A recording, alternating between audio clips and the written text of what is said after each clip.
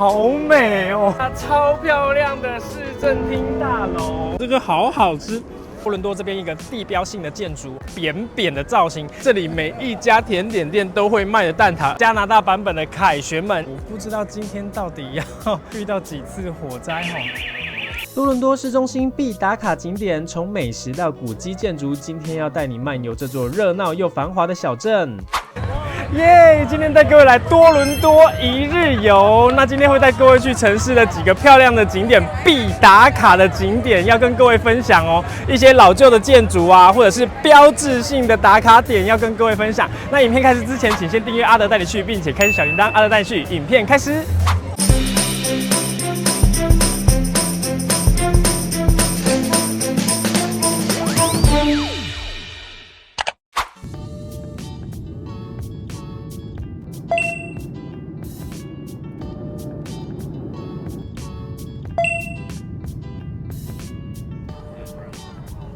下飞机了，好热哦！他们这边现在20几度，大了2倍的温度，我现在觉得好热。我这个衣服好像穿太厚了，我等一下应该会稍微调整一下我的服装。来，我从这边走出来。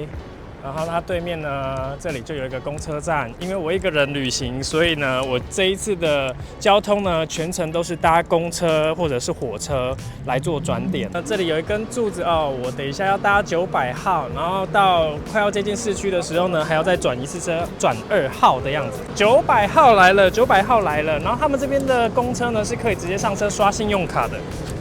那我就来试试看吧，我有点紧张。哦，成功了。然后我们搭到 Kipling Station 这一站呢，换车转2号车。哪来的2号车？我被 Google 骗了。我知道2号车在哪里了啦。2号车是火车啊，所以我们要下去搭火车了。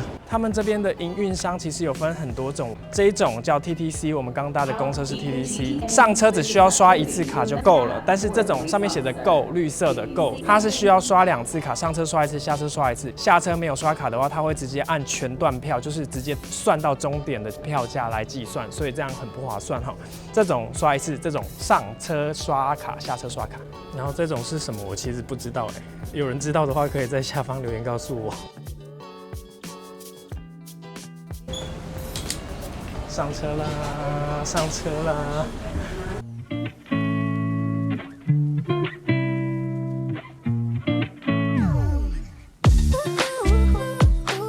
大概再坐个10几分钟的时间，就会到那个市区了。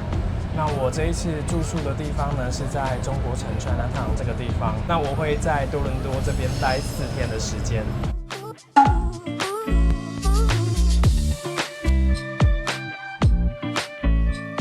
那个就是非常著名的那个加拿大电视台的那个地标，加拿大国家电视塔，在这个城市当中会一直看到这根塔。所以呢，我们住在 Chinatown 这个附近呢，其实已经很靠近火车站了。然后之后，如果你要去看尼加拉瀑布啊等等的，都很方便。它的交通便利嘛，然后生活也便利。你要买任何东西啊，干嘛的，其实都很方便啦。你如果像我一样英文不好，你也可以考虑住在中国城这附近。哇，美丽的房子哎！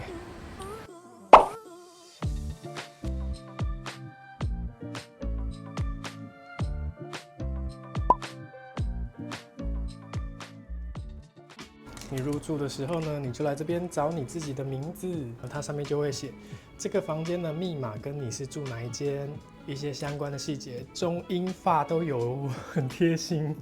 耶，我们的房间长这个样子，它是在地下室，所以它的空气呢流通会比较差一点点。但是我只是短暂住在这里，所以我觉得还好。然后这里一个晚上只要75块钱而已，很便宜。这趟旅程会不会太精彩？没想到我人生第一次拨打911，竟然是在多伦多，而且我只是来旅行的，因为半夜警铃莫名响起，联络不到管理员处理，关不掉警铃，最后直接报警处理。消防队到场检查后，确认无大碍才结束这场闹剧。疑似是有人洗澡没有开抽风，蒸汽过大导致警铃大作。我的天哪！希望接下来一切顺利。来的时候刚好接近万圣节。他们这边都很习惯把自己的房子打造的充满着鬼屋的气息。Hello， 早安！我今天算是来到多伦多的第2天，因为第1天来的时间呢，我觉得很累，所以我就是市区稍微逛了一下，吃个晚餐，我就草草回家睡觉了。然后昨天晚上呢也没有睡好，因为遇到了火警，睡到一半呢被吵醒，然后也没有人来处理，也没有管理员，所以我们就是直接报警，所以折腾了大概1个多小时的时间才回去睡觉。那今天呢，就是要带各位分享说城市中的一些古建筑、漂亮的建筑物，要跟各位做分享。好的，首先第一个景点呢，带各位来到这里的呢是市政厅大楼，这边有一个必打卡的点哦，就是那个多伦多的 logo， 一定要打卡，让大家知道说你来到这里。然后呢，它旁边呢还有第2个景点，就是旧市政厅，它新的旧的其实就在旁边了。旧市政厅呢是一个古建筑，拍照非常的漂亮哦，你有没有觉得就是很像一座城堡啊？给各位看一下超漂亮的市政厅大楼，然后这个是旧的，那新的在后面那个半圆形的大楼是新市政厅大楼，然后这2栋呢，它在这个上面做一个空桥，所以你在这边拍照或录影或拍影片的话呢，通通都不用担心被人挡到，因为人群呢会走在那个下面，有没有觉得很酷？然后这里呢，就是你可以直接背景是完全是旧的市政厅，那这里面呢就可以看到那个多伦多的 logo， 也是很著名的打卡景点，就这样。那个多伦多的 logo， 新市政厅，然后再来是旧市政厅，在这边拍照拍影片都很出片。哇，那个钟楼响了！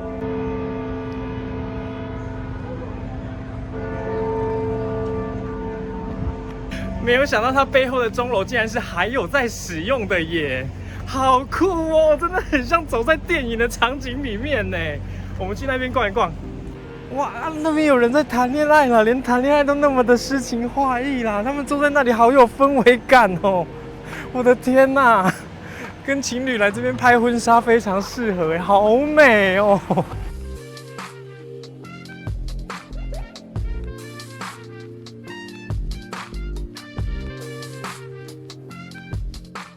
由于今天呢，我想要跟各位分享的景点实在是太多了，但是我又担心我没有办法把它全部分享完，所以因为我今天的交通工具呢，通通都是靠我的双脚走出来的，那我的时间只有1天了，我觉得1天我担心会不够用，所以有一些景点呢，我就会直接带过就好，就是跟各位分享说这里有这个点，然后我把这个所有的景点呈现出来之后，大家看喜欢哪一个呢？你们自己来这边旅行的时候就可以斟酌抓出来，然后添加在你自己的行程当中。非常背光的圣詹姆士大教堂，好大哦，这么高哎，我都已经站这么远了，还没办法把它完全拍进去。各位观众，圣詹姆士大教堂好大哦，这是霍格华兹等级了吧？好漂亮哦！圣詹姆士教堂是北美第2高教堂，也是多伦多最古老的教堂。英国女皇拜访多伦多时，也是在这里做礼拜。最初建成时，大教堂并没有高耸的尖塔。1875年才建造了这座加拿大最高的尖塔，从此成为这个城市的地标建筑。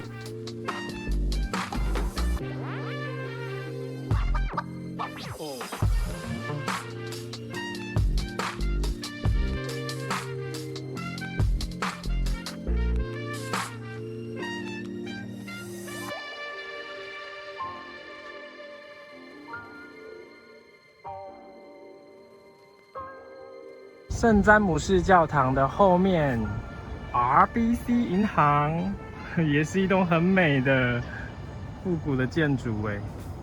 圣詹姆士教堂旁边这个公园真的是有够多鸽子的，给各位看一下。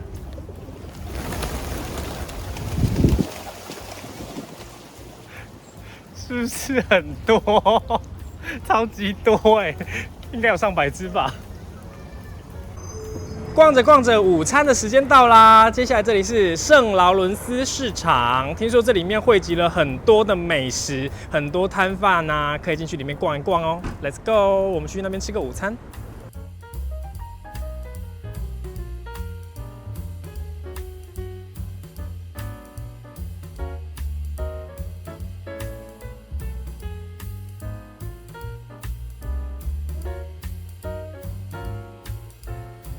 吃的。来到这个市场呢，除了生鲜蔬果或者是一些面包、烘焙类的熟食，那阿德呢现在要带各位去吃一家听说蛮好吃的龙虾堡。那我要来找一下。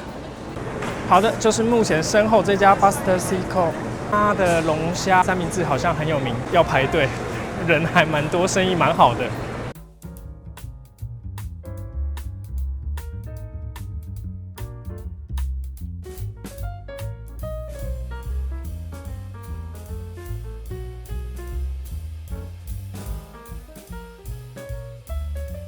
耶！圣劳伦斯市场买的龙虾三明治套餐，看起来好好吃哦。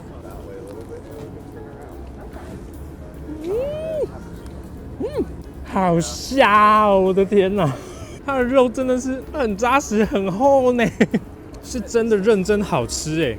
然后它还有附一些酸黄瓜哎，你可以搭着酸黄瓜吃。然后还有去腥的柠檬片。这样一整份的套餐，薯条加三明治的部分总共25块钱。它其实旁边还有另外一家现切的肉排，那个看起来也很好吃。里面呢，就是除了有卖热食以外，然后还有他们外国人最喜欢吃的 cheese 啊、肉啊、海鲜啊、生鲜蔬果，其实通通都有的。然后这边吃饱之后，我们待会呢再继续往火车站的方向前进，那边也有几个漂亮的景点要跟各位分享。原来这个圣劳伦斯市场它有2层楼哎，上面跟下面其实有一点点差别啦，因为它下面还有卖一些纪念品啊、生活用品之类的，然后上面的话就是主要都是吃的跟生鲜蔬果为主。那我发现一件事情，因为它上面有2家甜点店，我很想买它的甜点，可是上面的人太多了，我意外发现，下面也有，但是大家都集中在上面买，可能上面比较好吃也不一定啊，但是买得到就好了，因为我就只是想说，他们的甜点都做得好漂亮、好精致哦，就是那种色彩非常的缤纷。但是以我过往的记录呢，如果色彩非常缤纷的那些甜点啊，通常都会很死甜。不过我们来试试看吧。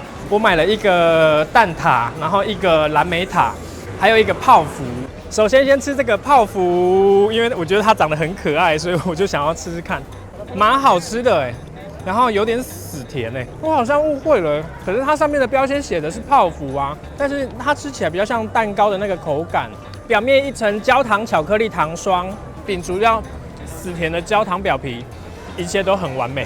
再来吃这里每一家甜点店都会卖的蛋挞，而且都是这么可爱，每一家都长得一模一样哎，让我看了就觉得好像很好吃哎，我们来试试看，这很好吃哎，它下面的那个有一点点像焦糖一样脆脆的，它酥脆不是只有皮的那种脆，是还有一点点淡淡糖衣的感觉，所以它外皮有一点甜甜的。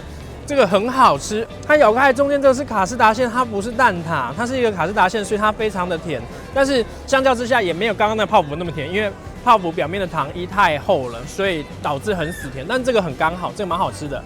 耶，最后一个蓝莓塔，我最期待这个，这应该是蓝莓cheese啦，我觉得。这个最令我失望，这个我个人不是很喜欢的，因为它的皮有一个冰箱的味道，它的皮有一点点冰箱那种潮湿的味道。它上面的馅其实是蛋液，然后加上蓝莓酱这样子而已，它不是 cheese 塔蛋挞，然后加上蓝莓酱。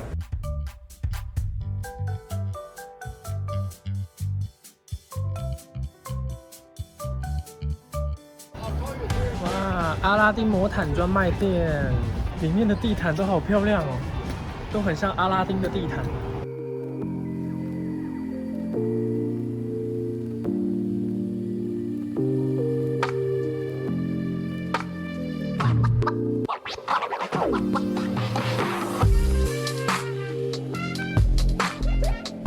从劳伦斯市场那边走过来，大概2分钟的时间就可以看到我身后这里有一栋非常扁的大楼，它是古德哈姆大楼。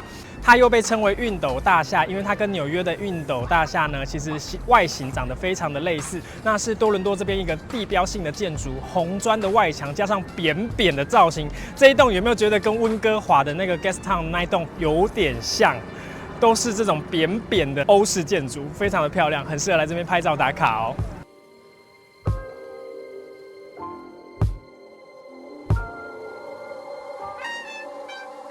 然后古德哈姆大楼的正后方这里呢，就有一个狗狗雕塑公园，可以看到非常多的狗，然后喷水，那个是一个喷水池在后方。到了假日的时候，除了很多人在这边遛狗以外，还会有一些街头艺人啊，或者是一些摊贩在这边摆摊，你也可以来这边散散步啊，休息一下哦。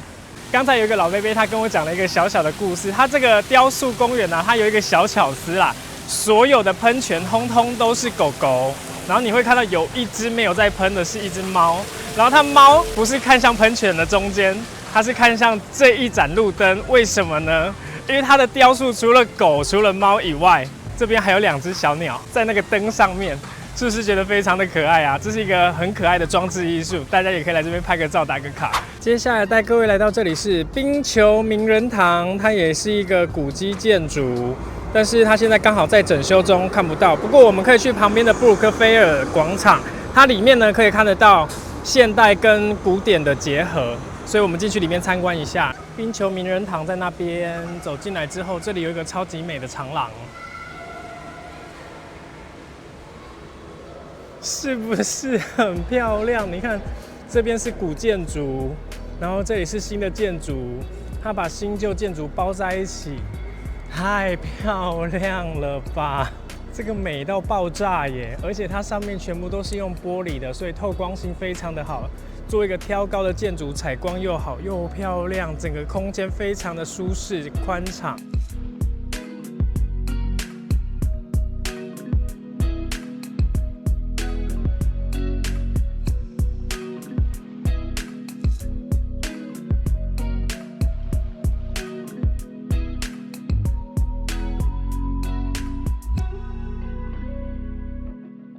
目前阿德身旁这个是 Union Station 多伦多联合车站，听说也是加拿大最大的火车站哦。然后它的大厅呢是非常的漂亮的，走，我们进去里面逛一逛吧。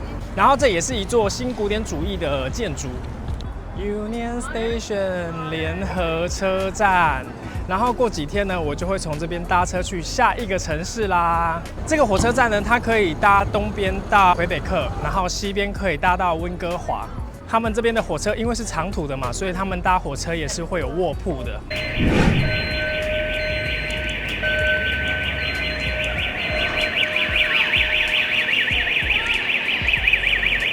它的火警终于结束了，我真的不知道今天到底要遇到几次火灾。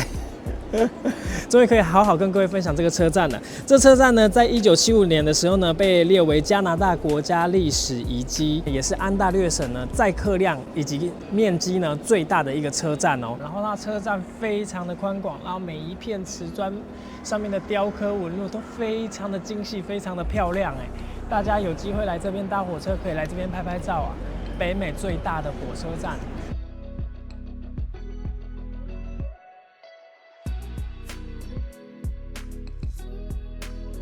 是的，目前带各位来到这里呢是 Harbour Front， 也就是一个观光码头的概念。待会晚一点呢，这边呢日落的夕阳美景呢是蛮漂亮的。那再走远一点点呢，那里有一个海滩，然后到了假日就是会有一些这种餐车，还蛮热闹的，很值得来这边逛一逛。周边还巧遇枫红的场景，好美哦！目前在阿德正前方的这个巨大的石拱门呢，它叫做王子之门，但是又有网友呢把它誉为是加拿大版本的凯旋门，因为呢跟凯旋门一样，都是一个石头材质的巨型拱门哦。那它这个拱门啊，从这边穿越过去之后啊，它的对面马路是一个非常大的，跟机场跑道一样巨大的马路。那因为现在这个时间点呢，刚好是太阳下山的时候，所以夕阳呢会从对面这样洒过来，所以我们要从那边拍到正门呢会有点困难，会一直背光。不过因为太阳下山的关系，所以我们就可以从后面这边拍过去。那夕阳洒在这个石头上面啊，那个造景啊，整个就是变成金黄色的，一样很漂亮，很浪漫呢。目前的状态就这样，有没有金黄色的墙面？整个很漂亮。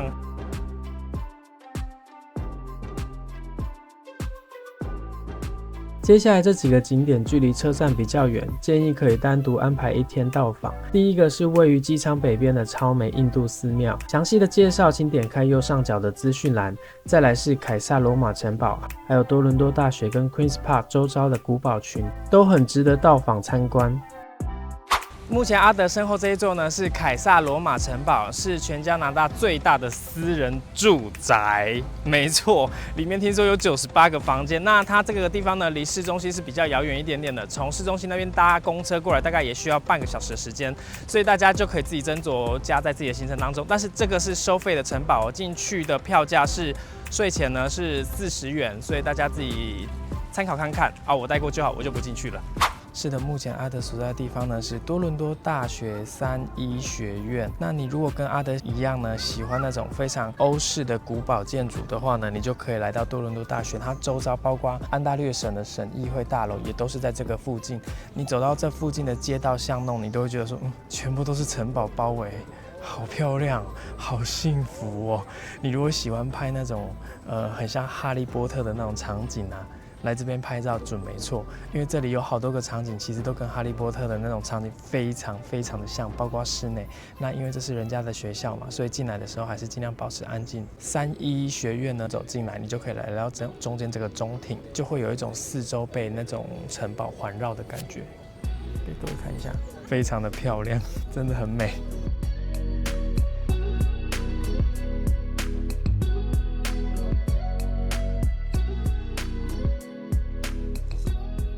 目前在阿德身后的这栋红色的建筑啊，它是安大略省的省议会大楼。我的天哪，它也是目前看下来的所有古堡建筑当中最气派的一栋。它这样一整片，我刚刚沿路走过，我想说，哇，这太大、太壮观了，沿途起鸡皮疙瘩，真的太美了，我不知道要怎么形容。这个公园呢叫 Queen's Park， 这个周遭其实真的有很多古建筑。如果你对于古建筑或者是古堡或者是城堡类的建筑物非常有兴趣的朋友，就可以来这一区逛啦。那今天多伦多一日游呢，就跟各位分享到这边啦。喜欢我影片的朋友，请记得按赞、订阅、追踪、分享，并且开启小铃铛。有想要补充的，也可以在影片下方留言告诉我。阿德带你去，我们下次再见喽，拜拜。